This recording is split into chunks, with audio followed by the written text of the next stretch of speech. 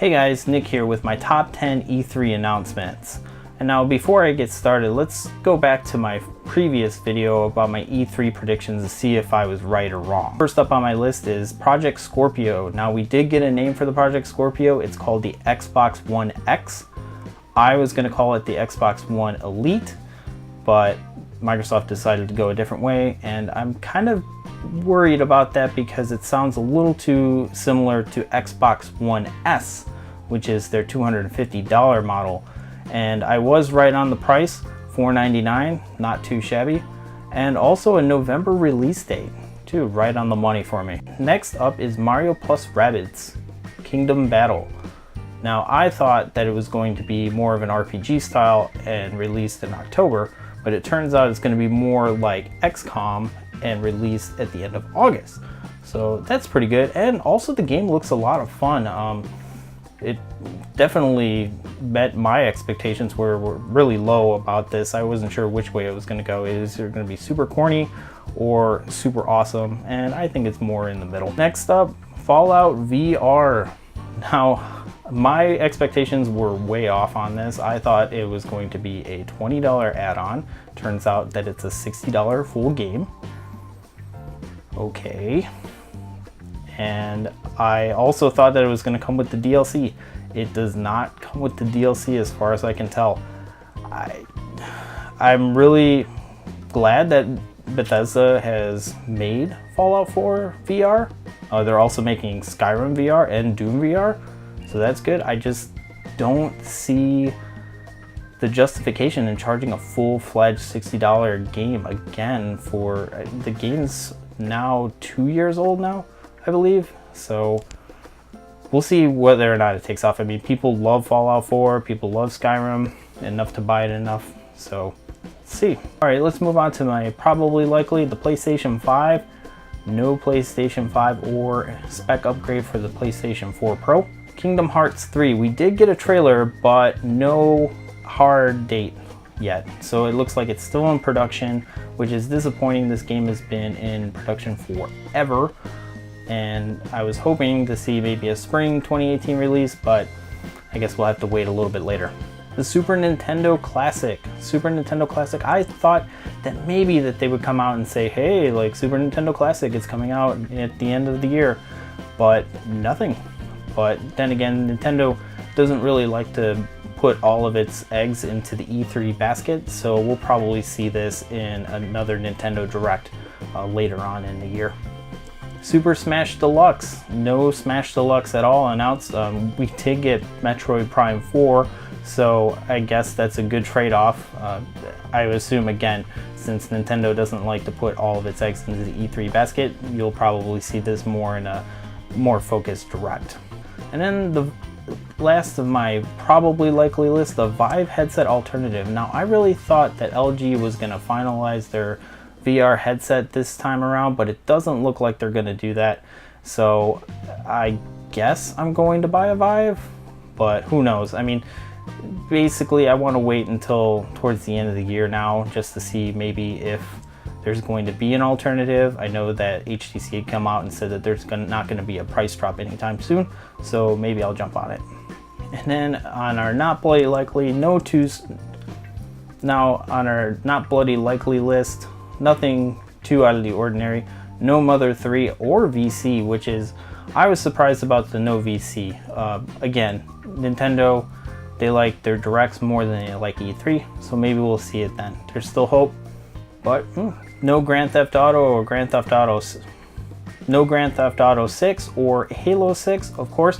Now, the studio behind Halo 6 has said that it's far from being announced. They'll probably announce it next year. So I guess we have something to look forward to next year. And the last on my not bloody likely list is a release date for Final Fantasy VII.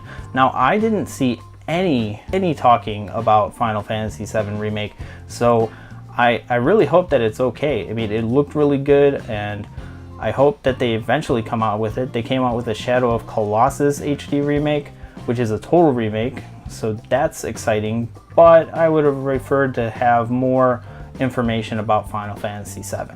So overall, my predictions were kind of on point. I missed a couple, but you know, like there's still a lot of stuff that I didn't really think of in E3. So that's what brings me to my top 10 E3 announcements that I'm most excited for this year. Number 10, Metroid Prime 4. Really cool, except we don't know anything about this game. We just know that it's coming. It's maybe coming out next year. It's maybe coming out in 2019. Nobody knows. Everybody's hyped for it, but I'm gonna hold judgment until I actually see some gameplay or some more details on the matter. Number 9, Dragon Ball Fighter Z. Now this game looks amazing. It looks like you're playing the anime. I'm not too much of a fighter game person, but I think I'll definitely pick this up because it looks just so cool. Number 8, Sea of Thieves. Now Sea of Thieves is the Rare game that people knew that Rare was working on, but we weren't sure whether or not we were going to see details of it this year.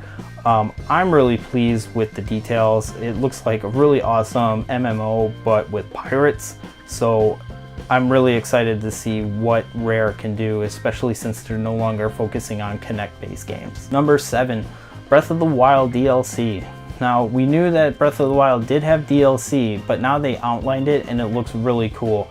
The first DLC is a hero type mode where you start out with just the shirt and no weapons, and then you work your way up until you unlock more weapons, which is more to that island out in one of the maps where you did the same thing, but it looks like it'll be a more grand adventure. Number 6, Ori and the Will of the Wisps. Now, I just picked up the first Ori game and I really liked it, and I'm really excited that there's a sequel for this game. If you haven't tried the first one, it's only $10 on Steam right now. It might be a little more because the E3 sale has ended. Number 5, Far Cry 5. Now Far Cry 5, I've only played one Far Cry, and that's Blood Dragon, and I wasn't too impressed by the gameplay, but looking at this game, it looks really cool. But you know, I'll hold judgment until reviews come out, since Ubisoft does a really good job of selling a game, but not really delivering on everything in the trailer. Number 4, Starlink. Now Starlink looks very unique. It's a Lego type game where you build your own starship and you use it in game. It's a toys to life thing. Think like Skylanders and Amiibos, except you actually get to build your ship and then go from there. So that looks really cool. I'm really excited, especially since I'll probably be able to display my ship when it's not in use. Number 3, Metroid, Samus Returns.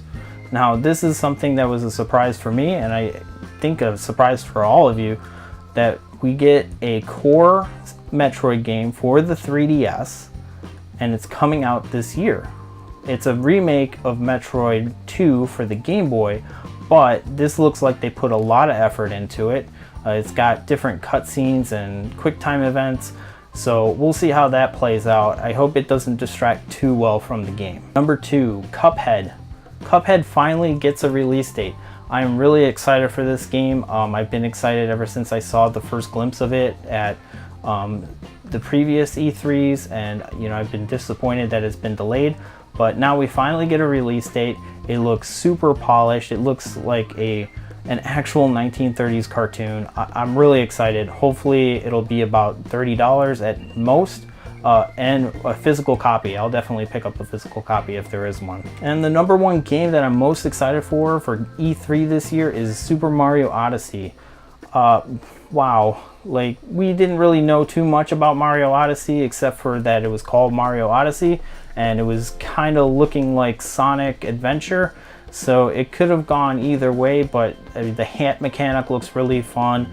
All the different worlds look polished. I just, wow, like congratulations Nintendo, you really, you know, brought the name back from the dead here. Everybody was worried about Nintendo Switch not doing so well, and you hit it out of the park with Breath of the Wild, and now Mario Odyssey is coming in for the 1-2 punch at the end of the year. So hats off to you, pun intended, and we'll see what you can do for us in 2018 as well. That's my top 10 E3 announcements. I really enjoyed making this list. I hope you enjoyed watching it. I'll see you next time.